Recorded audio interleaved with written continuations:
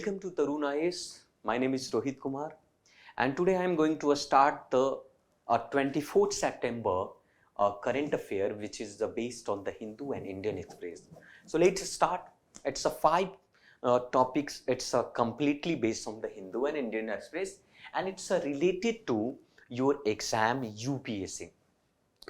Today this topic it's related to child marriage. Child marriage, eradicate a child married. A child married, it's a cavity of society. You can see that it's a deformity of the society. Of the point is that, our government always be say and always be just try to support the women empowerment, but it's traditionally it's coming from that a child marriage now in our society.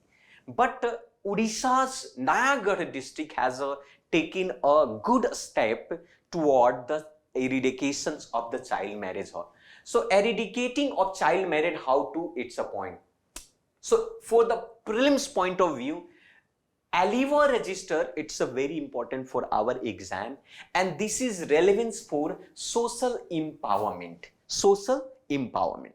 Here news say that eradicating child marriage, Nayagarh in Odisha, Nayagarh is a district in Odisha, has adopted a unique initiative by recording informations on to adolescent girls in the district. It means simply that there is a register which is mention everything. So what is a Aliva register here? Maybe it will be asked in the paper, what is a Aliva register? So Aliva register, it's a simply from the birth registrations will start from the birth registration date to Aadhaar number, and from family detail, a skill training informations, all these things will be registered in the Aliva register. And the current, if you will just think of presently, 48,642 adolescent girls can founded in register, which called to Aliva. It's called to Aliva. So it is a 100-page register, maintain a record of the girls along with the father detail, name of the father detail, and it's a very important. It's a new step which is taken by the Nayagarh district, because eradications of the child marriage, it's a very important, because one side you are saying that we have to just empower the girl, we have to just empower the women, but another side has a dark face that in our society child marriages and the illiteracy of the girls is right now already be sustained here. So it's a very tough situation for us.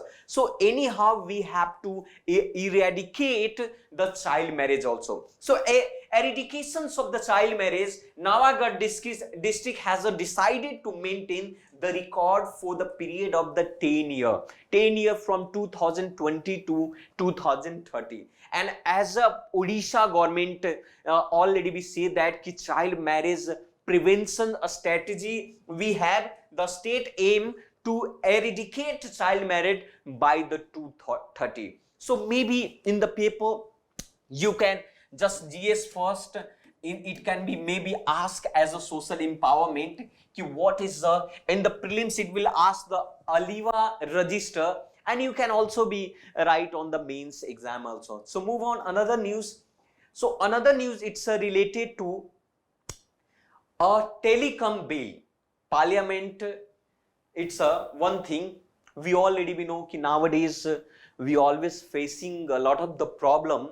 Social media day by day it's increasing, and a different of the calls, like a fraudulent calls, a spam, and the fraud calls always become in our phone.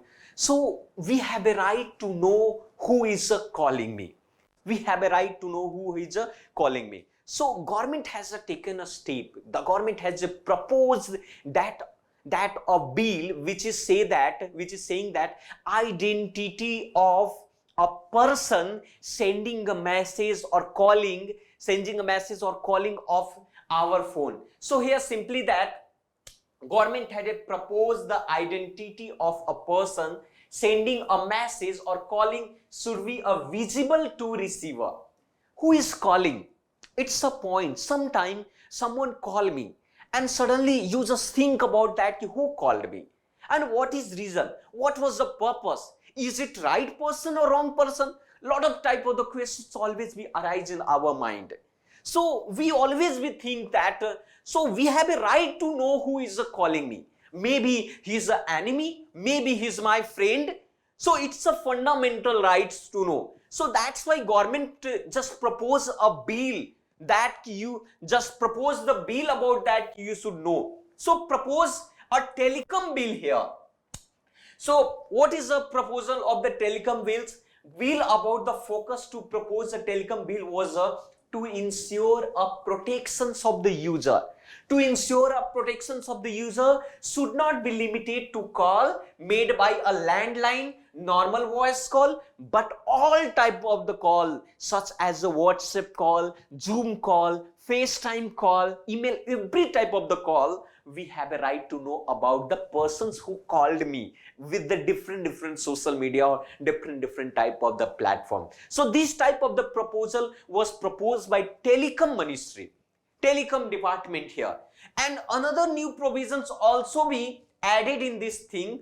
It included a provision such as a waiving due for the financially stressed operator bringing over the top platforms such as WhatsApp, Zoom, Netflix within the ambit to telecom service that required to license and operate to all these things. So it's a very important, and maybe definitely it will become in the paper. So we should focus about in this also. So now move on another news. So it's a maybe I think in the prelims exam telecom bills will ask in the paper. So we should update here. Now move on another news. It's related to Supreme Court Jammu Kashmir. Jammu Kashmir 370. We already know about that. 370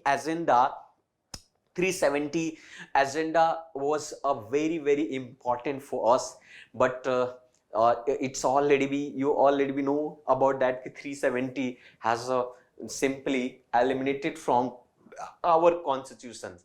So here Supreme Court to take up a petitions of Jammu Kashmir a special status removal after October 10. So the Hindus say that simply Supreme Court is saying that Supreme Court to be here a pillar against to Article 370 abrogations after Dussehra Bank. You already know in 2019 bifurcations of Jammu Kashmir also, and 370 of Jammu Kashmir abrogations from our constitutions Article 370. So now discuss here. Now point is that in the news here it's a relevance of a structure, organizations and the functioning of the executive and judiciary. And in the prelims it will be asked as Article 370. Question is that Chief Justice of India, U Lalit, I think you know. So recently indicated that we are going to listen, या फिर court maybe take up a petitioner challenging to revocations of the special status of Jammu Kashmir under the Article 370, which led to bifurcation of a state in 2019. So Supreme Court will be here about the petitioner who just given a petitions, put up petitions in Supreme Court. So Article 370 case, it's a pending here. So pending in Supreme Court for over 2 years, last 2 years from this case is a pending, but Supreme Court now saying that we are going to hear after Dussehra. Okay. So even two separate challenges has been filed against to center's decisions appoint to delimitions of commission to redraw Lok Sabha Assembly and call. We already know after abrogations of 370, Article 370, Jammu Kashmir was divided in two part, and they became to union territory, Jammu and Kashmir union territory and the Ladakh union territory. So they are divided in two part. So here the petitioners say that Jammu Kashmir should be again to rebuild a Vidhan Sabha legislation assembly. Definitely it will be happen in the future, because it's a population is it's not normal, because definitely Jammu Kashmir will be gave to a special, not a special state, it's a state, right? So redoor. So petitioner has been challenged as a presidential order of August 2019, which is blunted Article 370, and also challenges that the center unilateral move to impose the curfew and the unravels of the unique federal structure. Indian constitution always provide India as a federal country. Federal country, it means India has a duty. It means not India, country has a duty. It means simply it's an agreement between a state and center. Federation, it means agreement between a state and center. But here petitioners say that center has taken to all decisions in the form of unitary method, because that you are not be going to ask with the state. A state was not decisions about the Jammu Kashmir here. So move to impose curfew unreals unique federal structure of the India by dividing Jammu Kashmir without taking consent from the people, because Jammu Kashmir people has not given to consent about the we have to bifurcate Jammu Kashmir into union territory. So this is a questions of the petitioner here. But let's see what happened after Dussehra. Supreme Court will be take a decision, or so it's forward in the future. We will see all this thing. Now move on. Fourth, it's related to G4. G4, it's a country here in the Hindu, given that G4 country highlights a urgent need for reform in UN Security Council, UNAC, United Nations Security Council. So 3 point is given here for the prelims purpose. Here G4. What is the G4? How many member in the G4, especially for you can say the Brazil, Germany, Japan and India. So what is objective of the G4? UNAC, United Nations Security Council, and UNGA, United Nations General Assembly also. So here question, it's a relevance of bilateral, trilateral, regional, it's a syllabus of the grouping and the agreement involving to India. So what is the news? News is here simply that G4 have a objective that reform of United Nations General Assembly or United Nations Security Council. So reform of UN has been a central theme of the external affair minister to visit to UN this week, and he recently to meet with counterparts from the Germany, Brazil, Japan under the G4 banner following to BRICS meeting. So you know already what is the BRICS. BRICS, it's a 5 country: B for Brazil, R for Russia, I for India, C for China and S for South Africa. There is a 5 country. It's a 5 big economic of the world. So it's a 5 country. So here BRICS and Japan under the G4 banner. So G4 banner. So here what is the aim of G4? G4 has a 4 country: Brazil, Japan, and Germany and India. There is a 4 country. So what is the aim? Aim is simply that a primary focus of the United Nations Security Council reform and the permanent membership of G4 member. Point is say that in the Security Council, United Nations Security Council, there is a 5 member which is a permanent. So the people, these 4 countries have a demand that, so why 5 is a permanent member? Why should not United Security Council should be extend the again 5, another 5? It means a 5 is a permanent. So I think permanent members should be extended by the United Nations Security Council. And the people are saying that we are ready in the these 4 countries that you should choose in the 4 countries. India should also be a part of the permanent member of the United Nations Security Council. Germany should be also. Brazil should be also. Japan should be also. Where is the problem? Why discriminating with the another member of the temporary member with the United General Secretary or United UNSC?